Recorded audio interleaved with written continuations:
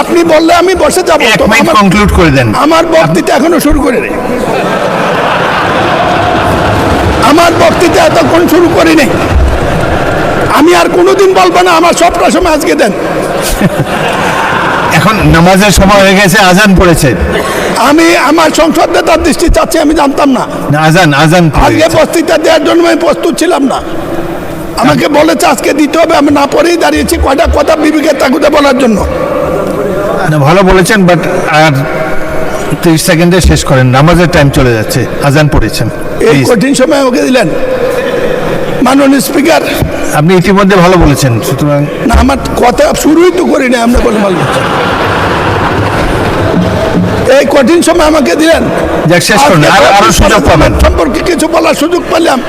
ওনারা তো সবসময় বলে জাতির টেলিভিশনে বলে, তারা গেলে টেলিভিশন যায়, বিরোধী দল দাঁড়ালে টেলিভিশন ধরে, আমরা আপনি আমাকে অ্যাড্রেস, স্পিকারকে অ্যাড্রেস করেন, ওনাদেরকে বলেন না।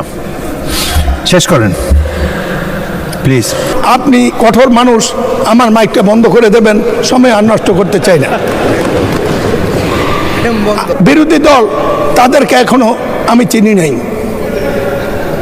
জামাত প্রতিপক্ষ হলে কি হয়, এবার আমরা মাঠে হারে হারে টের পেয়েছি। টাকা তারা ব্যবহার করে না, যার জন্য সিন্নি খাইলা মোল্লা চিনলা না। আমি সেদিনে আপনার প্রেমে পড়ে গিয়েছিলাম।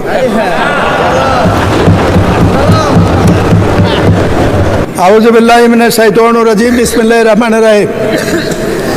মাননীয় স্পিকার, সময় দেখবেন, 8 মিনিট হলে বলবেন। আজ আমি খুব প্রীত এবং আনন্দিত।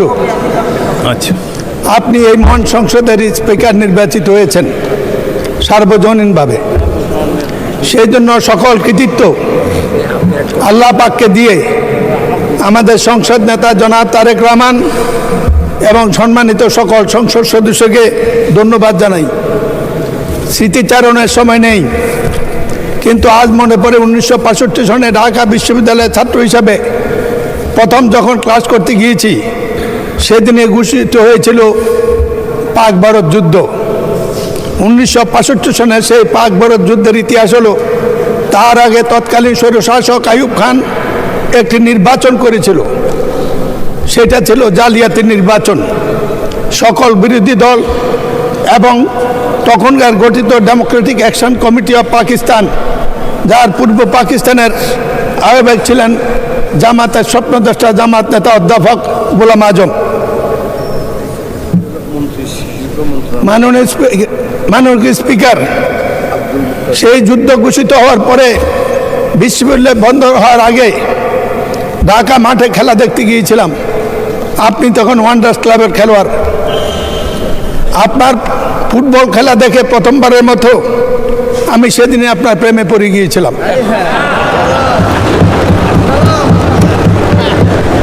এই দেশটা যদি বাংলাদেশ বা পাকিস্তান না হতো, আপনার জন্ম যদি ইউরোপে হতো, তা আপনার তুলনা হতো আজকে পেলে এবং এই পর্যায়ের খেলোয়াড়ের সাথে। আপনি রাজনীতি ছিলেন না। 70-এর নির্বাচন আপনার বাবা ডক্টর আজহারউদ্দিন তৎকালীন আইয়ুবের স্বৈরশাসকের বিরুদ্ধে 70-এর নির্বাচনে এই ভোলা থেকে সংসদ সদস্য নির্বাচিত হয়েছিল। 73-এর নির্বাচন আপনি তখন সেনাবাহিনীতে, আপনার এই মরহুম আব্বাকে সেদিন নাজেহাল করেছিল। তখনই রাজনীতিতে আপনার আকাঙ্ক্ষা গো করে মানুষের এই সংসদে জাতি জানে না যে কজন বীর বাঙালি মুক্তিযুদ্ধের শুরুতে শহীদ জিয়ার আহ্বানের পরে আপনারা ক্যান্টনমেন্ট ভঙ্গ করে প্রতিপক্ষ পাকিস্তানি কমান্ডারকে নিহত আহত করে সোলজার নিয়ে সরাসরি মুক্তিযুদ্ধে অংশগ্রহণ করেছেন। শোনেন, এর পরবর্তী পর্যায়ে রাজনীতিতে আসার জন্য প্রথম দিন জন্য আপনি আকাঙ্ক্ষা ব্যক্ত করেন পূর্ণ স্মৃতির কারণে এবং মহামেডান ক্লাবের কর্মকর্তা হিসাবে আপনাকে নিয়ে প্রথম রাজনৈতিক নেতাদের কাছে যাওয়ার পরে আমাকে সেদিন অভিনন্দন জানিয়েছিল, এই রত্ন তুমি কোথায় পেলে? আজ আমি প্রশ্ন করতে চাই জনাব তারেক রহমানকে, এই রত্ন তিনি কোথায় খেতে পেলেন? আপনাকে অভিনন্দন। আপনার নেতৃত্বে এই সংসদ দুর্ভাগায় জাতির সকল সমস্যার সমাধানে বিরাট ভূমিকা রাখবে। আরও বলতে পারতাম, কিন্তু আমি জানি এক সময় আপনি কঠোর মানুষ, আমার মাইকটা বন্ধ করে দেবেন, সময় আর নষ্ট করতে চাই না। আজকের আলোচনায় রাষ্ট্রপতির ভাষণ। মাননীয় স্পিকার, আমার ভয় হয় কোন ভাষায় কথা বলবো। এক সময় প্রশ্ন ছিল এক উত্তরে 52 সালে কোন ভাষায় কথা বলবো কিনা। আজকে প্রশ্ন হয়েছে কথা এঠল বলবো কিনা। এই সংসদের দাঁড়িয়ে ভয় হয়। আগে যাদের বিরুদ্ধে দাঁড়িয়ে কথা বলতাম তাদেরকে চিনতাম, আর আজকে যাদের বিরোধী দল তাদেরকে এখনো আমি চিনি নাই। আমাদের নেতা তারেক রহমান বলেছিল কঠিন নির্বাচন, সেদিন অনেকে বুঝে নাই, আমি বুঝেছিলাম। পরে আমরা নির্বাচন করতে গিয়ে বুঝেছি কি কঠিন নির্বাচন পাশ করেছি। কিন্তু একটি সাহস ছিল মাননীয় স্পিকার, সেটা হলো আওয়ামী লীগের বিরুদ্ধে নির্বাচন তারা কি করবে জানতাম, কিন্তু সৎ লোকের শাসন, জামাত প্রতিপক্ষ হলে কি হয় এবার আমরা মাঠে হারে হারে টের পেয়েছি। টাকা তারা ব্যবহার করে না, নির্বাচনে কোনো পক্ষপাতিত্ব করে না। ইনশাল্লাহ জাতির ভবিষ্যৎ উজ্জ্বল। এই জন্য জগন্নাথ ডেপুটি নেতা ডক্টর তাহেরকে নির্বাচনে জিতার পরে অভিনন্দন জানিয়েছিলাম। বলেছিলাম ফ্যাসিস্টদের বিদায়ের পরে কেউ যদি সবচেয়ে আলহামদুলিল্লাহ বলা উচিত সেটা আপনারা। এই নির্বাচন সুষ্ঠুভাবে সংসদ বসার পরে এত সংখ্যক নিয়ে সংসদে আসার পরে যাদের আলহামদুলিল্লাহ বলা উচিত সেটা হলো জামাতে ইসলামী বাংলাদেশ। কিন্তু আজ প্রশ্ন উঠেছে আমাদের সম্পর্ক। আমরা কিছু মুক্তিযোদ্ধা যারা জীবিত আছি তাদেরকে আজকে সমাজে প্রশ্ন করতে হয়। মুক্তিযুদ্ধ 24-এর যুদ্ধ, 24-এর যোদ্ধা এক কাতারে হলো। ফ্যাসিস্টদের আমলে বিচারের নামে অন্যায় যদি হয়ে থাকে তারা কি এক কথা? আমি এই প্রশ্নটা মহান সংসদে রেখেই এই সম্পর্কে শুধু জামাতকে একটি কথা বলবো। স্বাধীনতার পরে বা এনসিপির নেতা কার কথা হয়েছিল তাদেরকে বয়স কম হলেও শ্রদ্ধা করি, এই কারণে করি তারা সাহসী সন্তান, এ যুগের চাহিদা। একটি কথা মনে করবেন, শ্রদ্ধা নেতৃবৃন্দ, স্বাধীনতার পরে একটু মেধাবী শ্রেণী এসেছিল, তারা গঠন করেছিল জাসদ। এই বাড়াবাড়ি করতে গিয়ে দেশ গেছে, জাতি গেছে, তারাও গেছে। আমরা যেন সব কিছু হজম করার তৌফিক দেয়। আপনাদের উদ্দেশ্যে এই কথাটি রেখে 91 সংসদে আপনাদের সাথে কাজ করেছিলেন দেশনেত্রী বেগম খালেদা জিয়ার নেতৃত্বে। আপনারা যখন প্রশ্ন করেন মনে হয় এই দেশে 15 বছর 20 বছর বিএনপি ছিল না। দেশনেত্রী বেগম খালেদা জিয়া জাতি, দেশ, মানুষের বিরোধী দলের অনেক বিরোধ অপেক্ষা করে জামাতের সাথে একসাথে কাজ করার জন্য আমরা অনেকে না চাইলেও বাধ্য করেছিল।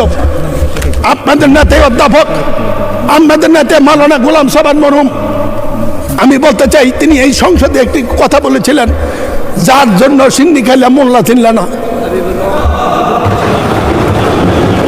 আপনারা 15-30 বছরে বেঁচে এই পর্যন্ত রাজনীতিকে নিয়ে এসেছেন, তার পিছনে দেশ নেত্রী বেগম খালেদা জিয়া তার অবদানটুকু একটু স্মরণও করেন না। মনে করেন বিএনপি আপনাদের প্রতিপক্ষ, যেমন জাসদ একসময় মনে করতে আওয়ামী লীগ একমাত্র প্রতিপক্ষ, তাতে ইতিহাস দেশ কোথায় গিয়েছে এইটা বিবেচনা করার মতো বুদ্ধিবিদ্যা আপনাদের সবার আছে। আমি শুধু বলবো কয়বার জাতি সমক দেবে, আল্লাহ জাতিকে কয়বার সময় দেবে, আল্লাহ দিয়েও দেখেন, নিয়েও দেখেন, কথাটা মনে রাখবেন। সময় লম্বা হলে আর বলতাম, কোনোদিন বলবো। আমি মুক্তিযোদ্ধা, জামাতের সাথে আমার সম্পর্ক ভালো থাকার কথা নয়। ছাত্রলীগের সভাপতি হিসেবে 73 সনে দাঁড়িয়ে বলেছিলাম জামাতকে যদি মুক্তিযুদ্ধের বিরুদ্ধে বক্তব্য দেয় তারা অন্যায় কিছু করে নাই, কিন্তু যুদ্ধ অপরাধ যারা করেছে তাদের বিচার করুন। শেষ করুন, মাননীয় সদস্য আজান পড়ে গিয়েছেন। সেটু সঠিক বেঠিক সেটা কথা নয়। কথাটা হলো আজকের দিনে আপনাদের এই এটা জাতীয় ঐক্যের যে উদ্যোগ, সেই উদ্যোগের ফসল। আপনাদের এই সংসদকে আসাতে জাতীয় অভিনন্দন জানায় আমরা। আজান পড়ে গিয়েছে। আচ্ছা, আর 1 মিনিট বলেন, 1 মিনিট বলেন। বলেন না কত, আপনি বললে আমি বসে যাবো। 1 মিনিট কনক্লুড করে দেন। আমার বক্তৃতা এখনো শুরু করে নেই, আমার বক্তৃতা এতক্ষণ শুরু করিনি। আমি আর কোনোদিন বলবো না, আমার সবটা সময় আজকে দেন। এখন নামাজের সময় হয়ে গেছে, আজান পড়েছে। আমি আমার সংসদ নেতার দৃষ্টি চাচ্ছি, আমি জানতাম না। না, আজান পড়ে আজকে গেছে। বক্তৃতা দেওয়ার জন্য আমি প্রস্তুত ছিলাম না। আমাকে বলেছে আজকে দিতে হবে, আমি না পড়েই দাঁড়িয়েছি কয়টা কথা বিবেকের তাগুদে বলার জন্য। না, ভালো বলেছেন, বাট আর 30 সেকেন্ডে শেষ করেন, নামাজের টাইম চলে যাচ্ছে, আজান পড়েছেন। এই Please, কঠিন সময় আমাকে দিলেন মাননীয় স্পিকার। আপনি ইতিমধ্যে ভালো বলেছেন, সুতরাং না, আমার কথা শুরুই তো করি না, আমরা বলে বলবো। এই কঠিন সময় আমাকে দিলেন, যাক, শেষ করুন, আরো সুযোগ পাবেন। সম্পর্কে কিছু বলার সুযোগ পেলাম। ওনারা তো সবসময় বলে জাতির টেলিভিশনে বলে, তারা গেলে টেলিভিশন যায়, বিরোধী দল দাঁড়ালে টেলিভিশন ধরে, আমরা আপনি আমাকে স্পিকারকে অ্যাড্রেস করেন, ওনাদেরকে বলেন না। শেষ করেন। আর কত লজ্জা পাবে ডোনাল্ড ট্রাম্প। দেখেন, অস্ট্রিয়ার মতন একটা ছোট্ট দেশ, তারাও কি বলছে, ইরানে হামলা চালাতে যুক্তরাষ্ট্রকে আকাশ সীমা ব্যবহার করতে দেবে না অস্ট্রিয়া। এর আগে ফ্রান্স বলছে, জার্মানি বলছে, স্পেন বলছে, এখন অস্ট্রিয়া বলল। আর ব্রিটেন তো বলল যে ইরান যুদ্ধ আমাদের নয়। বার্তা পরিষ্কার। অস্ট্রিয়ার মতন দেশও আজকে বলে ফেললো হামলা চালাতে যুক্তরাষ্ট্রকে নিজের আকাশ সীমা ব্যবহার করতে দেবে না অস্ট্রিয়া।